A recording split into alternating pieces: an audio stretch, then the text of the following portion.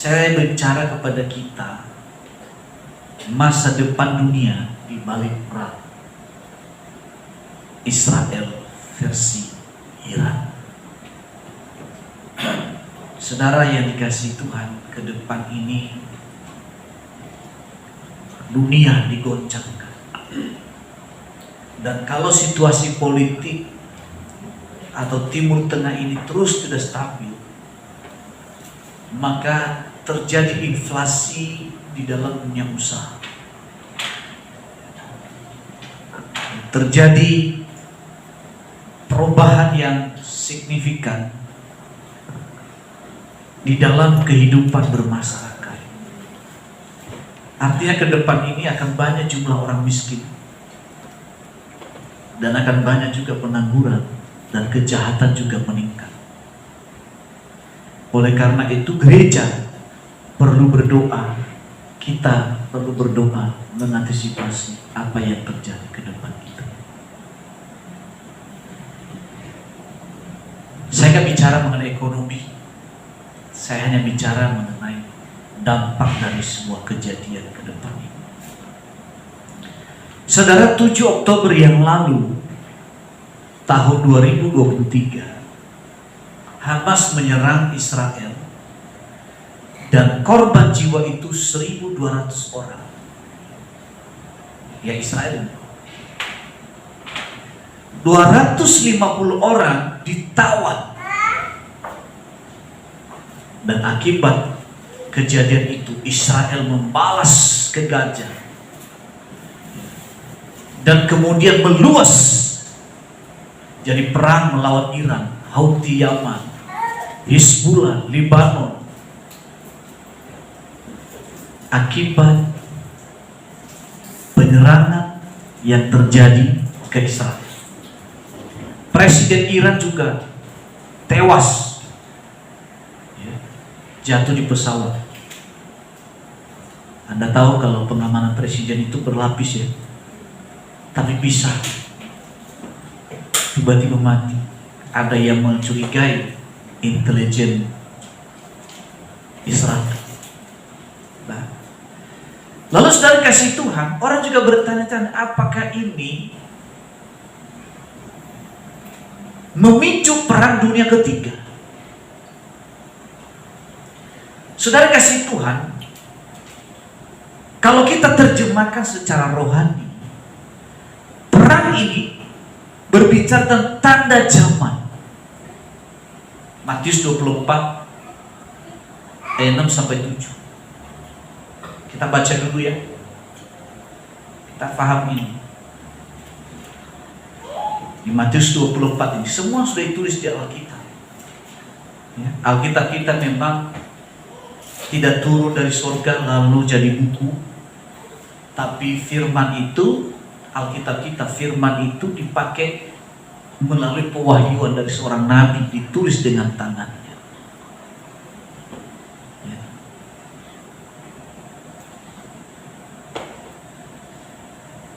Matius 24 ayat 6-7 saya bacakan. Anda bisa baca di Alkitabnya, sengaja saya nggak tulis di layar. Kamu akan mendengar deru perang atau kabar-kabar tentang perang. Namun berawas-awaslah, jangan kamu gelisah, sebab semuanya itu harus terjadi, tetapi itu belum kesudahannya. Sebab bangsa akan bangkit melawan bangsa, dan kerajaan melawan kerajaan. Akan ada kelaparan dan gempa bumi di berbagai tempat. Ini yang terjadi ke depan. Kenapa? Karena pasokan sembako tidak bisa masuk. Ingat dulu waktu perang Rusia dengan Ukraina, ya, Ukraina itu penghasil kacang kedelai, dan kacang kedelai itu di Indonesia digunakan untuk tempe dan tahu. Dan di negara-negara lain juga perlu. Sehingga pada waktu itu akibat perang itu terjadi sebuah gelombang inflasi. Karena apa? Kenaikan harga tempe, tahu, Ya. Kenaikannya ditambah dengan kelangkaan. Karena apa? Karena tidak bisa mengekspor. Kalau mau ekspor maka truk-truk yang ada, pesawat-pesawat yang akan terbang, terancam ditembak, terancam dibom. Dan apa yang terjadi? Terjadilah goncangan dalam dunia ekonomi. Kemudian saudara kasih Tuhan, peperangan yang terjadi akan mengarah pada dua perang besar. Yang pertama perang Gog Magog, dan yang kedua perang Harmagedon. Dan Israel pusatnya. Bayangkan seluruh dunia dikeroyok oleh seluruh dunia. Yaitu Yeskiel 38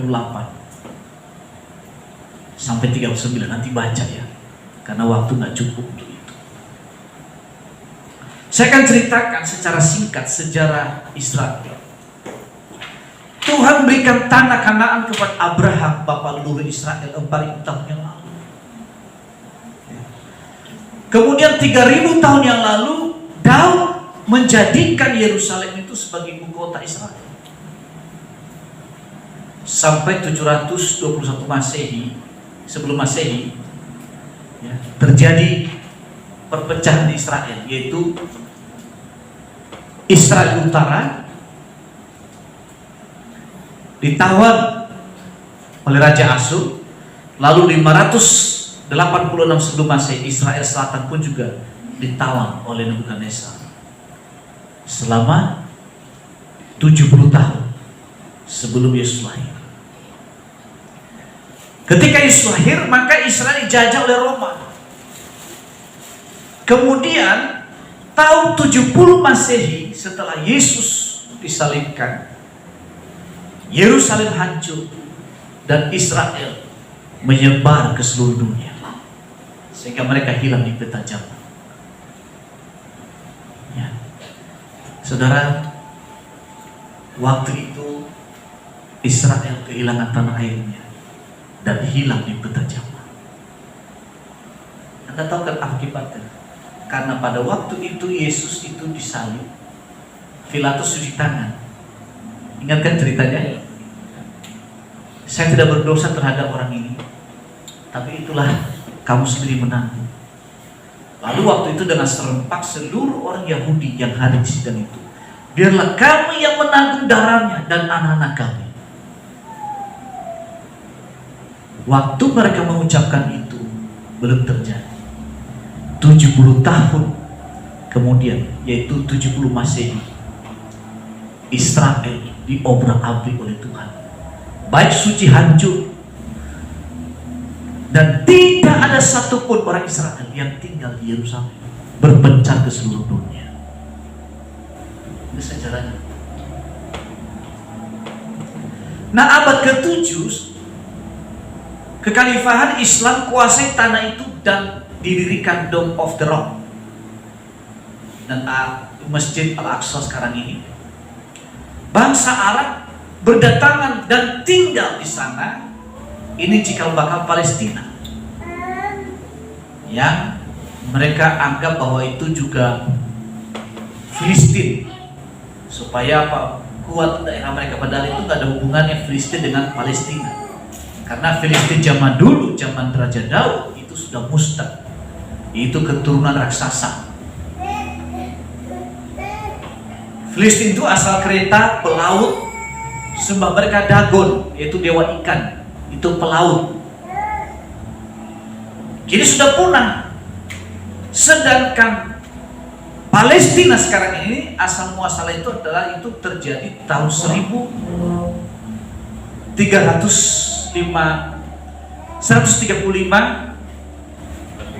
Masehi, ya, Kaisar Hadrian ganti nama Israel Syria Palestina, yaitu Yerusalem atau Aelia Capitolina.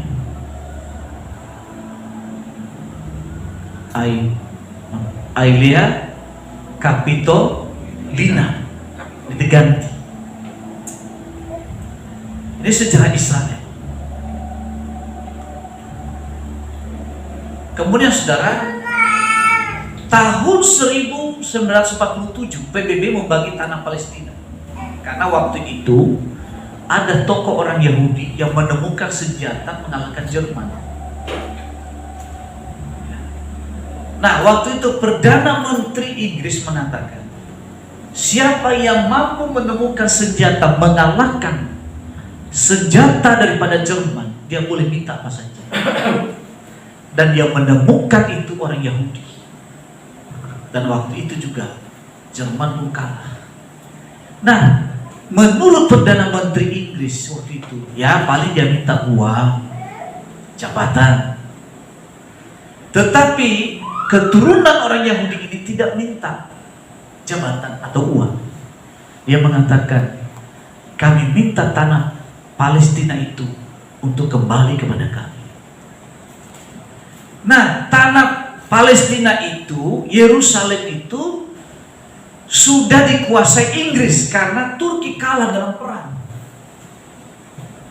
Ya, kalah. Dan kemudian Turki pergi, tinggal Inggris. Nah, pada waktu itu terikat perjanjian Inggris kepada orang Israel. Lalu diberikanlah tanah itu kepada Israel. Tapi bukan secara langsung. Tapi mereka pindah satu persatu ke Yerusalem, Israel. Ya. Lalu kemudian terjadi resolusi PBB membagi tanah Palestina itu menjadi dua. Yang pertama Arab Palestina dan Yahudi Palestina. Yasser Arafat kemudian memakai kata Palestina itu atau PLO, ya, sebagai alasan politik Arab melawan Israel. Dikaitkan dengan Filistin zaman dulu. Oh, kami sudah ada sebelum Israel ada. Padahal nggak ada hubungannya kan.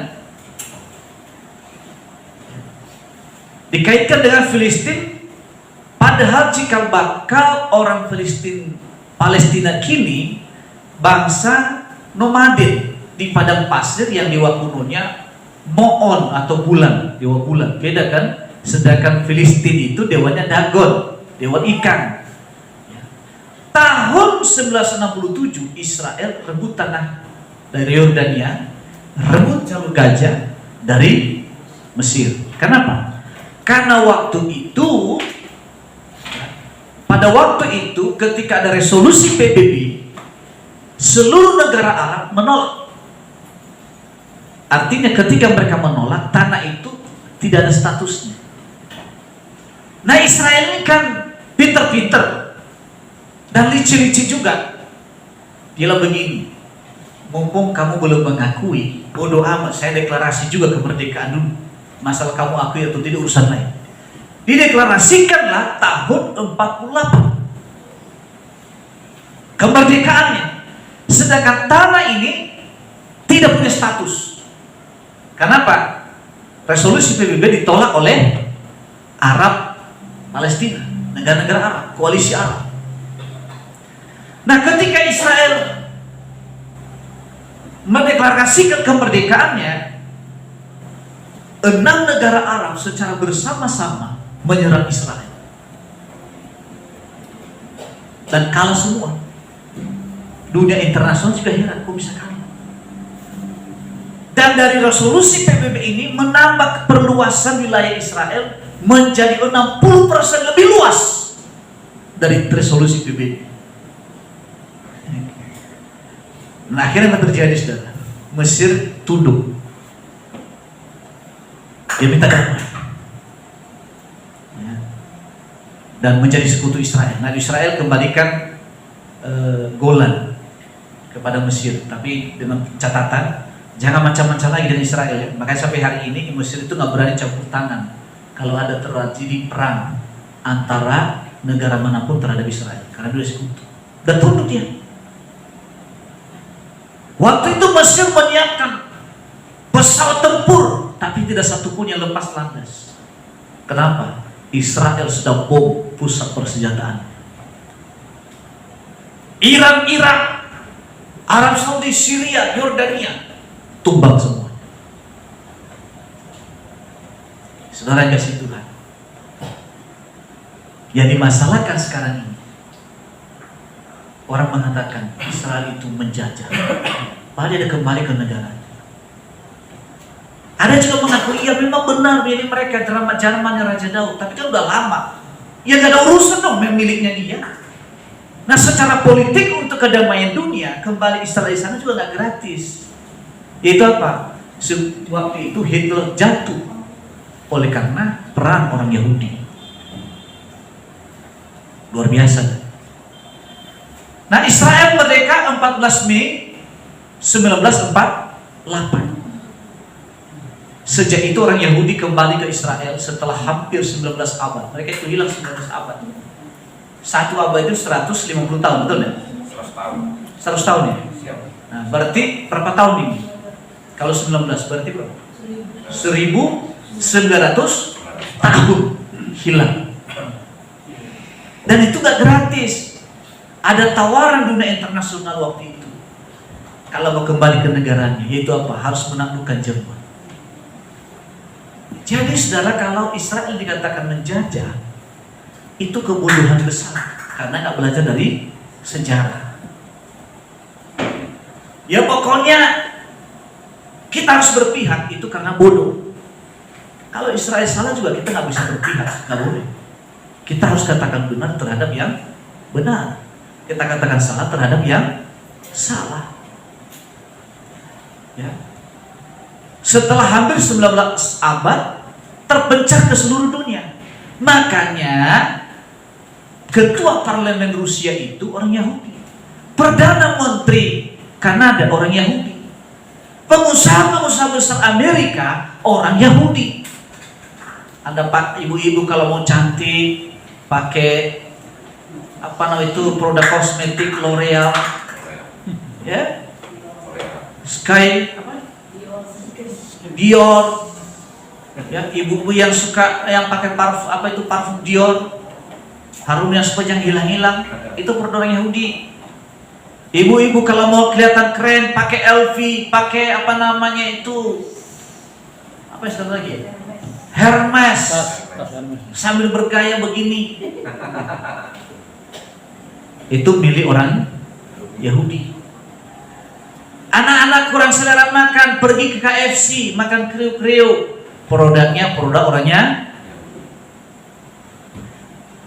Anda pergi ke restoran produk Indonesia, mahal saudara, pernah kami coba. Hanya ayam, sambal 70.000. Ada pergi ke McDonald, pergi ke KFC, 20.000 sudah puas kita makan Pak.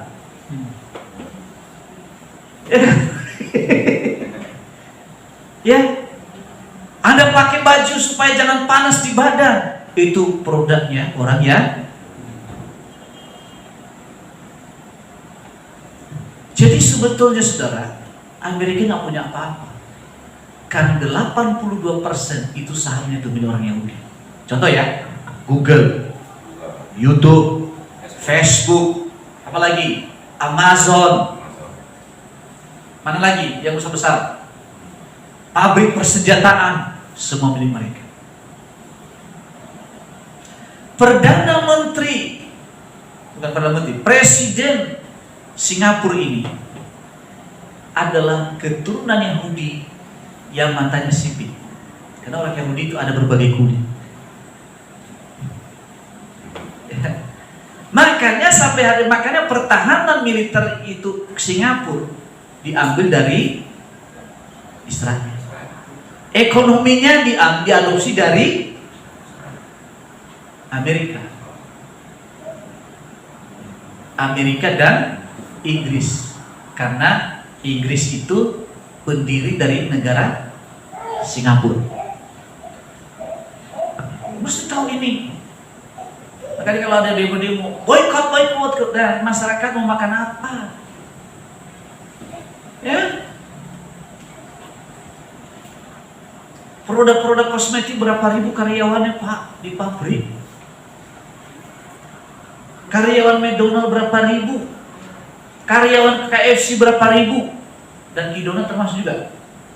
Dan Kidonat punya Denmark itu orang Yahudi juga yang punya. Berapa ribu yang harus di PHK.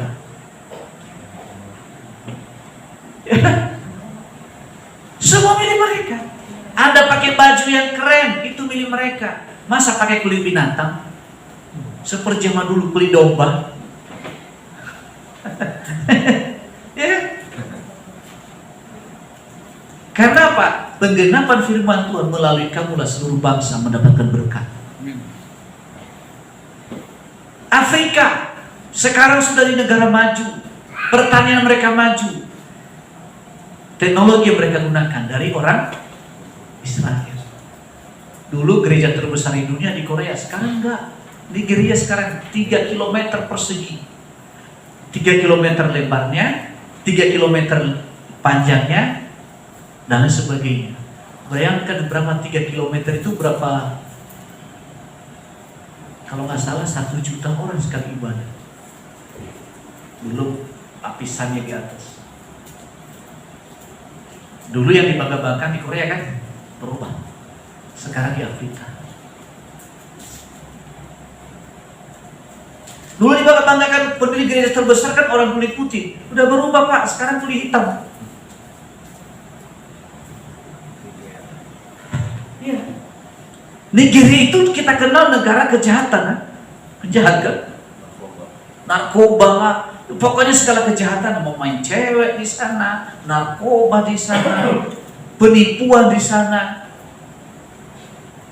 Ketika orang Yahudi menginjakan kaki, negaranya berubah. Amin. Dikelola oleh orang Yahudi dan mereka maju. Luar biasa. Saudara yang dikasihi Tuhan,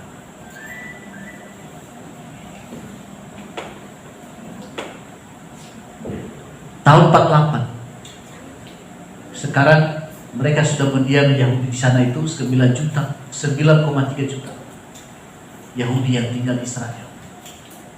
Orang Arab Palestina berjumlah 5,5 juta. Orang tinggal di Gaza ya, Ramallah, Bethlehem, Hebron, Yerusalem Timur.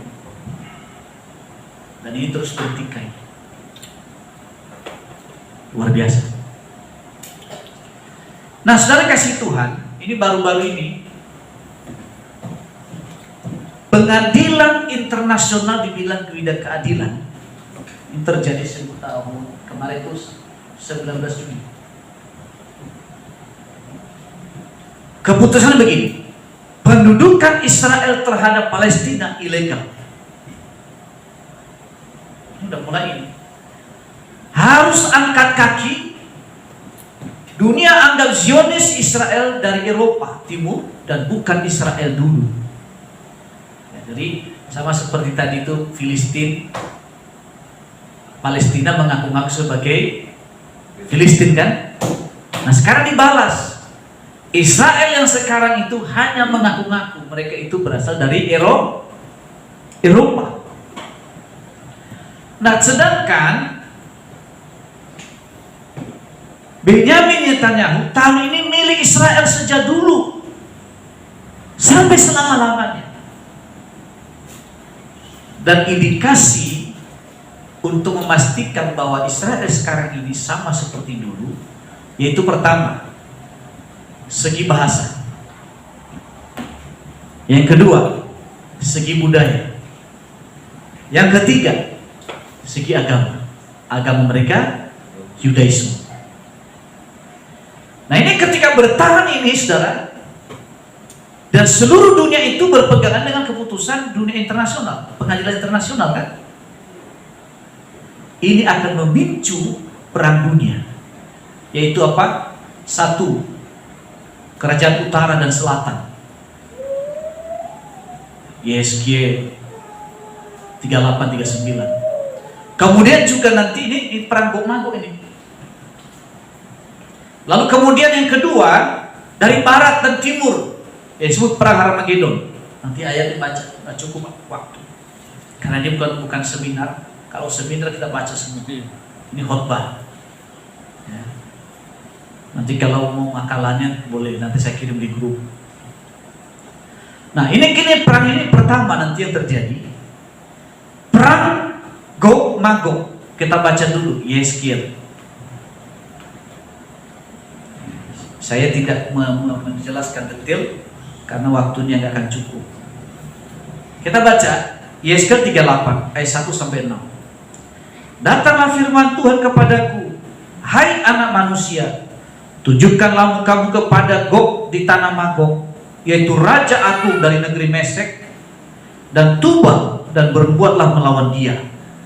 Dan katakanlah, beginilah firman Tuhan Allah, lihat aku akan menjadi lawanmu, hai Gog raja agung negeri Mesek dan Tubal. Aku akan menarik engkau ke depan, engkau dengan mengenakan kelikir pada rahangmu, dan membawa engkau keluar beserta seluruh tentaramu, yaitu pasukan berkuda. Semuanya berpakaian lengkap, suatu kumpulan orang banyak dengan perisai besar dan kecil, dan semuanya berpedang di tangannya.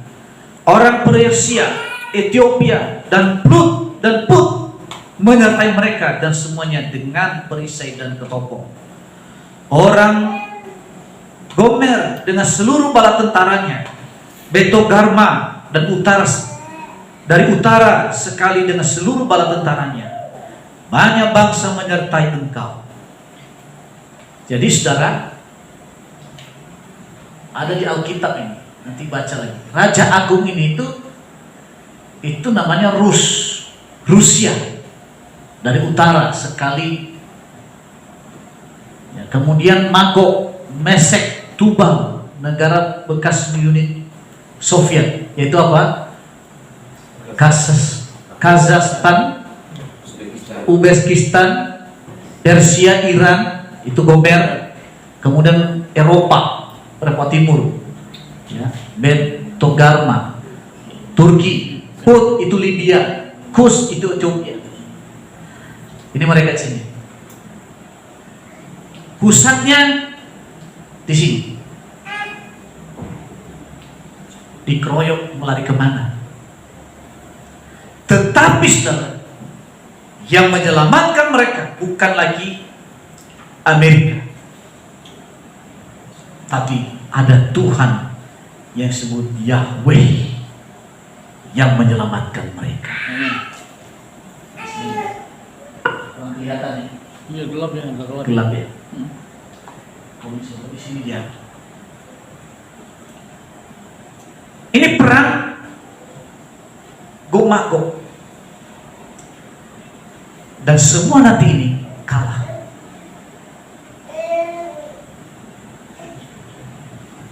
Lalu saudara yang kasih Tuhan, ketika perang Gog Magog ini terjadi,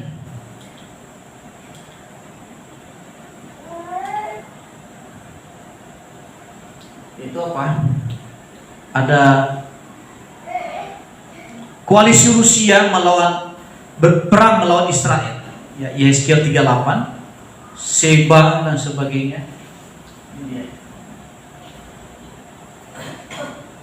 Eropa dan Amerika Serikat tidak membantu Israel perang. Yang bantu mereka apa? Yahweh penolong. Kalah semua. Kalah. Ketika Rusia dan sekutunya menyerang Israel, Tuhan akan menghukum mereka. Jadi bukan kuat gagahnya Israel, tapi karena campur tangan Tuhan. Ya. Alkitab mengatakan ini, perhatikan baik-baik. Mayat mereka dikubur 7 bulan. Kenapa? Karena yang hadir di sana 200 juta orang. Berarti Cina ikut kan? Kalau Cina ikut berarti Korea Utara juga ikut. Gak ada tentara bisa sampai 200 juta kecuali Cina, karena penduduknya paling besar, 2 miliar ya Pak ya? 2 miliar ya? Kurang lebih 2 miliar, 200 juta. Bayangkan 7 bulan menguburkannya. Waktu yang lalu saya ke Aceh, tsunami itu 200.000, menguburkannya gak selesai sebulan. Menguburkannya pun pakai beko. Iya, digali itu tanah, Dia kok ambilin orangnya, menyelesaikan saudara 1 bulan gak selesai. Itu 7 bulan. Kemudian senjata mereka 7 tahun baru bisa dihabiskan, dilenyapkan. Betapa banyaknya dibakar. Nah, pada waktu itu juga terjadi pertobatan 144.000 orang Israel, yaitu Wahyu 7 ayat 4 sampai yang kelima. Nah, ini tadi yang jelas tadi. Turki, Gomer, Tugama, Libya, Ethiopia, Rusia. Ini. Tapi Indonesia nggak masuk karena negara kita ini negara non-blok. Dari dulu gitu. Ya, makanya dikatakan ini negara kita ini bukan negara sekuler, bukan negara agama. Kalau Al-Mahrum mengatakan Hasyim Usadi, negara yang bukan-bukan. Iya, artinya bukan negara agama, bukan negara sekuler, bukan negara, artinya negara yang bukan-bukan, makanya non-blok. Jadi tidak ikut menyerang ke sana. Kedua saudara, perang Harmagedon. Alkitab menuliskan sungai Efrat itu kering. Jadi jalan bagi raja-raja di timur. Kenapa? Karena ada bencana. Sehingga menyebabkan itu kering. Dan akhirnya menjadi seperti ini. Sayang kelihatannya.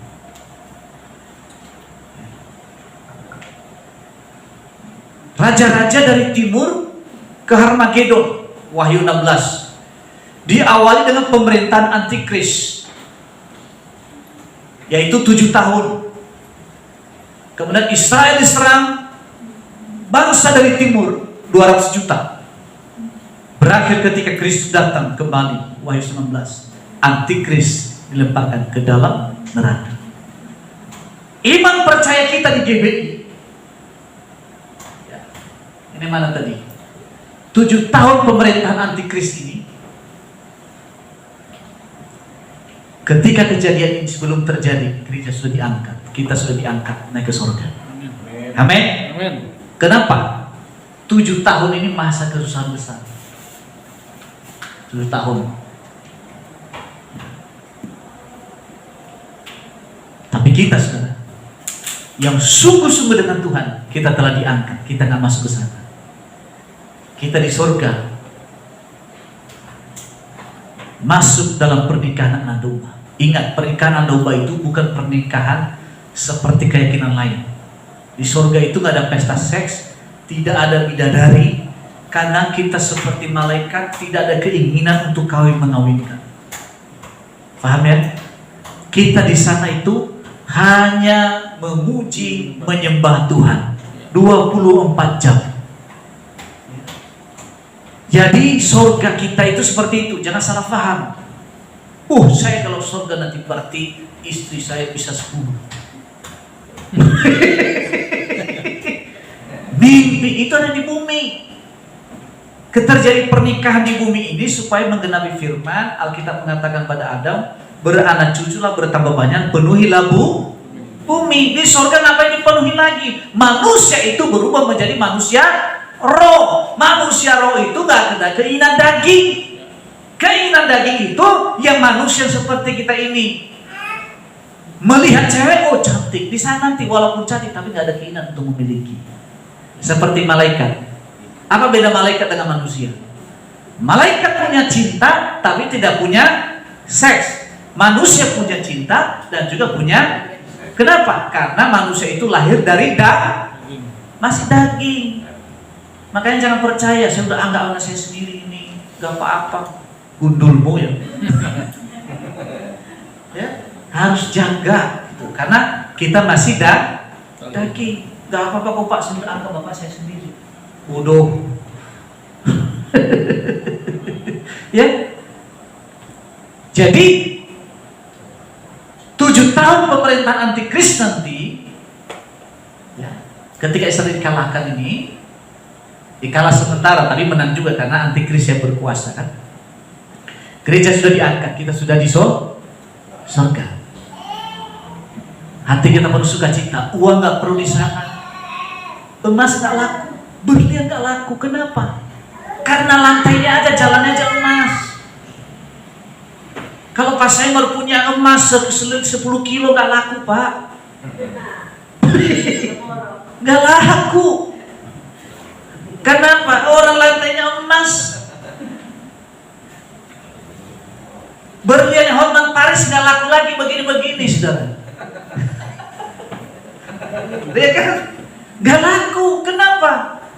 Karena itu hanya hiasan biasa di sana. Ya. Dan setelah itu antikris dikalahkan nanti. Itu apa? Ketika terjadi perang Harmagedon, antikris dikalahkan, dan kemudian kita memerintah bersama Yesus di kerajaan 1000 tahun. Ya. Dari penjelasan di atas, ya. Sebelum pengangkatan orang percaya, ya. Sebelumnya, jadi kita diangkat di atas kan, antikris berkuasa. Lalu kemudian setelah kita masuk pernikahan domba, ya, kita akan turun ke bumi untuk mengalahkan iblis. Barulah ada kerajaan 1000 tahun. Kerajaan 1000 tahun itu ada langit baru dan bumi yang baru. Turun dari surga. Nah, orang-orang yang tidak menerima tanda 666 ada kesempatan di sini masuk. Mereka ini yang kawin mengawinkan. Tapi kita nggak ada lagi di sana. Nggak menikah lagi. Kenapa? Karena kita hidup sebagai roh, manusia kekal. Yang kawin mengawinkan ini orang-orang yang tidak masuk di pengangkatan. Ya, mereka masuk di 7 tahun penderitaan itu, perusahaan besar. Kalau Anda nonton di film Christopher itu, banyak di antara mereka pelayan gereja. Ada yang worship leader, ada seorang penginjil, ada macam-macam lah. Ada yang mengatakan, saya sudah sia-siakan masa muda saya. Kenapa? Karena kesusahan besar itu baru menyesal. Jangan salah, Tuhan tahu loh kita ngapain. Bahkan kita dalam gereja pun juga Tuhan tahu hati kita di mana. Ibadah dengan sungguh-sungguh atau pikirannya kemana-mana, atau aktivitasnya lain-lain. Kelihatan sih ibadah, tapi WA-nya kemana-mana. Ada yang main apa dia? Facebook,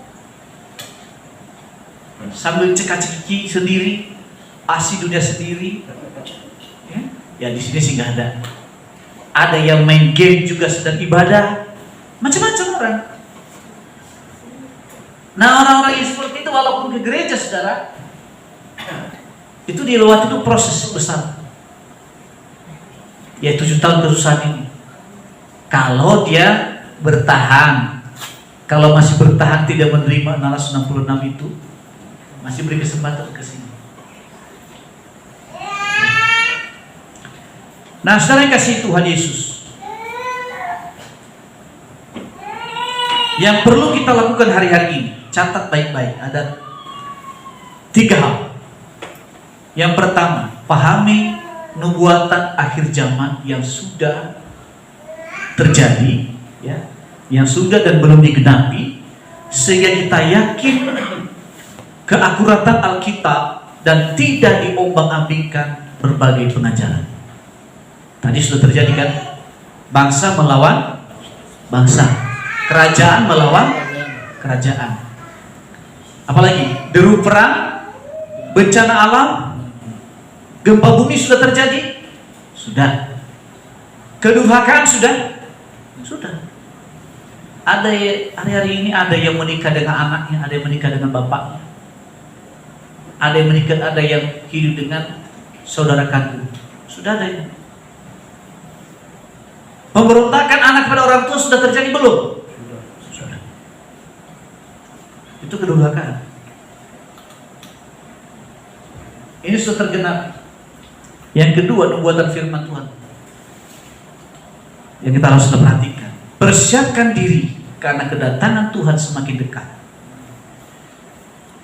Tinggalkan perkara duniawi meskipun Anda masih bekerja di dunia. Maksudnya apa itu? Segala cara dihalalkan untuk memperoleh kekayaan, itu yang salah. Kerja boleh nggak? Kaya boleh nggak? Cara untuk kaya yang salah. Paham saya? Bukan berarti nggak boleh kerja, nggak boleh kaya. Justru saya senang kalau kaya semua. Ya, kalau semua kaya diberkati kan perpuluhannya besar. Ya kan? Perpuluhan besar, kita bisa membuat program kerja. Saya punya kerinduan itu diakonia yang sudah tua-tua itu, ya diakonia sendiri ada. Sekarang ini kan masih bayar sendiri diakonia ya kan? BPJS-nya masih bayar sendiri. Tapi kalau keuangan sudah berkati, jemaah sudah diberkati, perpuluhan memadai, diakonia memadai, gereja akan menanggung diakonia itu. Karena kecil jumlahnya kan. Kalau jemaahnya semua diberkati, kan doa saya diberkati semua, bukan hanya satu orang, tapi semua diberkati. Ya. Kedatangan Tuhan semakin dekat. Tinggalkan duniawi. Hidup berjaga-jaga. Ya, seperti gadis bodoh dan gadis bijaksana. Gadis bodoh, gadis bijaksana juga sama-sama bawa pelita.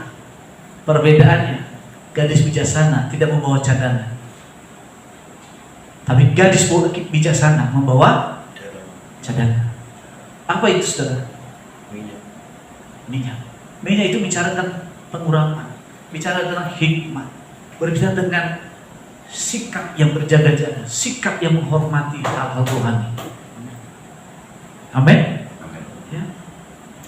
Saudara, meskipun di sini suami istri, jangan heran nanti tiba-tiba istrimu hilang di sebelahmu. Jutaan orang hilang. Hati-hati, jangan-jangan kamu udah ketinggalan di bumi.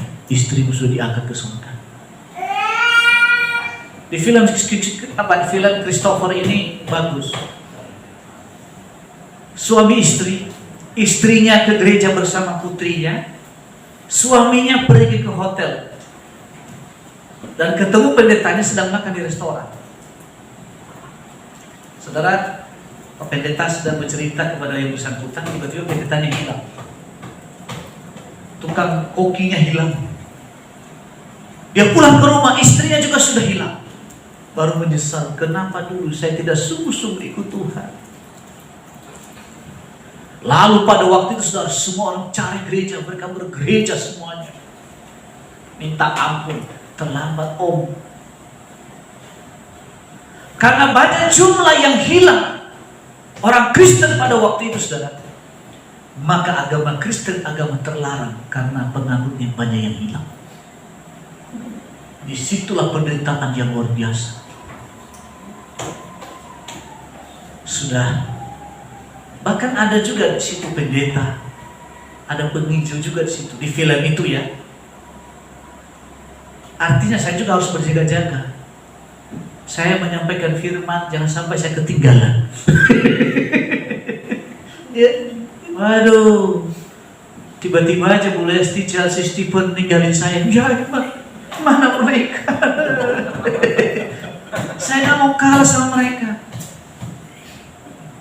Walaupun Bu Lesti sangat mencintai saya, Stephen mencintai saya, tapi kalau saya nggak hidup sungguh-sungguh dengan Tuhan, yang khotbah di depan mimbar ini, saya menjadi calon surga. Betapa sialnya hidup saya. Makanya berjaga-jaga. Amin. Kedatangan Tuhan Yesus jangan sampai Anda sedang di kamar yang tidak, ya, Anda di kamar orang lain, Yesus datang. Ngerti maksud saya? pengangkatan gereja Anda sedang ada di kamar orang lain. Amin Bapak-Bapak. Jangan ada di kamar orang lain ya Bapak-Bapak. Jangan ada di kamar perempuan lain.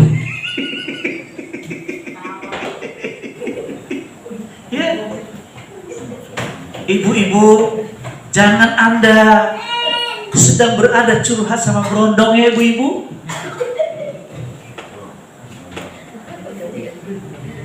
Ya kan? Karena kedatangan Tuhan Yesus seperti pencuri dengan penuh pamrih, penjaga-jaga. Ini kita perhatikan. Yang ketiga saudara, banyak doa agar masa anugerah keselamatan masih diberikan dan kita makin giat memberitakan Injil.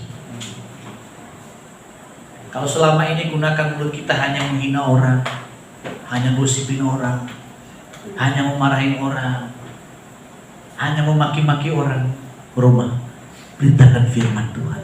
Betapa luar biasanya kalau Anda kenakan mulut memberitakan Injil. Kasih tahu kalian kiri, dengar tuh. Balas lagi, kamu juga dengar. Ya, pesan firman Tuhan bagi kita hari ini. Memang kelihatan menakutkan, tapi jangan takut. Di balik semua itu ada Tuhan yang menyertai kita. Minta Roh Kudus. Ya. Mungkin nanti saudara Anda lihat Pak Petrus membela kita terus, kadang-kadang menyindir kita di mimbar, walaupun nggak sengaja saja. Jangan-jangan Pak Petrus tahu saya disindir. Tapi nggak apa-apa. Yang penting masuk surga kita semuanya. Karena firman ini juga untuk saya. Untuk saya juga. Karena firman itu pedang bermata dua. Ya. Kemarin di FA kami sharing. Saya tahu kelemahan saya. Kelemahan saya juga tukang emosi. Tapi Tuhan gak cabut itu. Karena itu salib buat saya taklukkan. Makanya sudah banyak saya menguasai diri. Jadi bukan tukang marah-marah. Ya.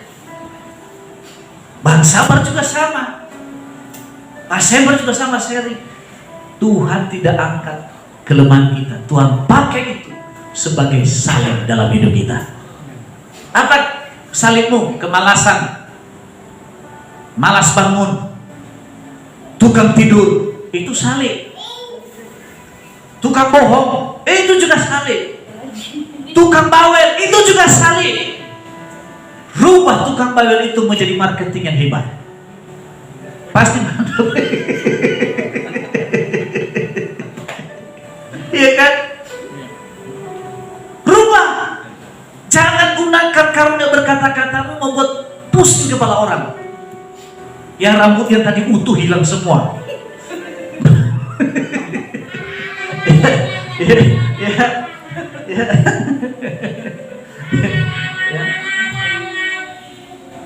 Tapi gunakanlah untuk kemuliaan Tuhan. Ya. Yang malas mandi,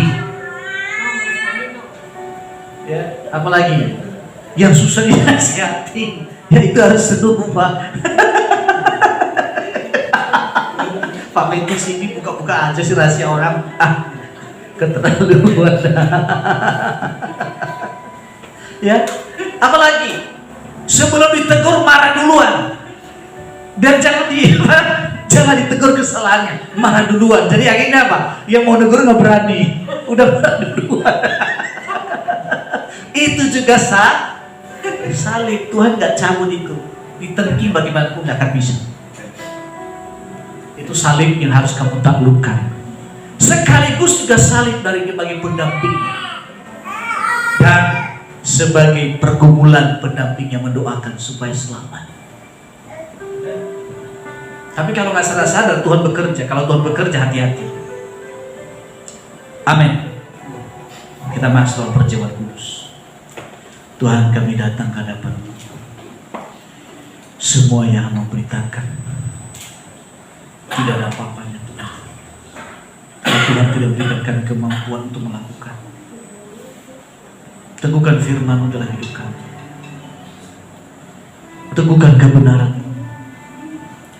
Jadi bawa kami Tuhan supaya kami berbuah, supaya kami bertumbuh dalam Engkau ya Allah. Jadikan kami pelaku-pelaku firman, agar kami menjadi berkat bagi banyak orang. Nah, kami akan masuk perjamuan kudus ini Tuhan. Kuduskan kami. Layakan kami Tuhan, sehingga kami menyatu menjadi satu tubuh dengan Kristus, dan darah Kristus yang menyatukan. Kami siap Tuhan masalah perjamuan kudus dalam nama Yesus. Amin. Oleh kuasa darah, saya undang Pak Idwan bagikan. Kau telah tebus dosaku, kekudusan-Mu mengikutiku, kasih-Mu menyambut hidupku, sungguh sangat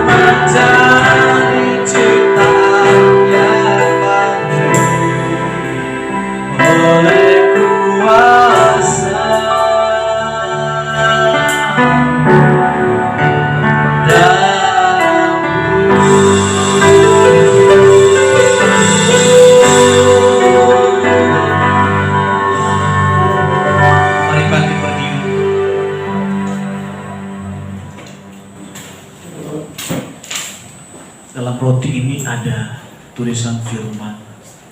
Itu bukan sebuah kebetulan, tapi pesan untukmu, untuk Anda renungkan dalam hidup.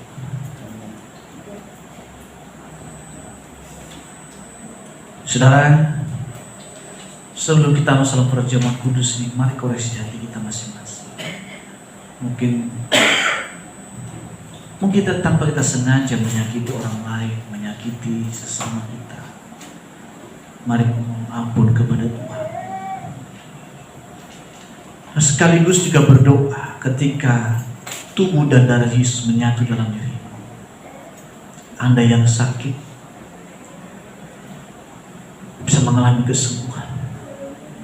Anda yang tidak maksimal dalam hidup akan menjadi maksimal. Mari bersama-sama siapkan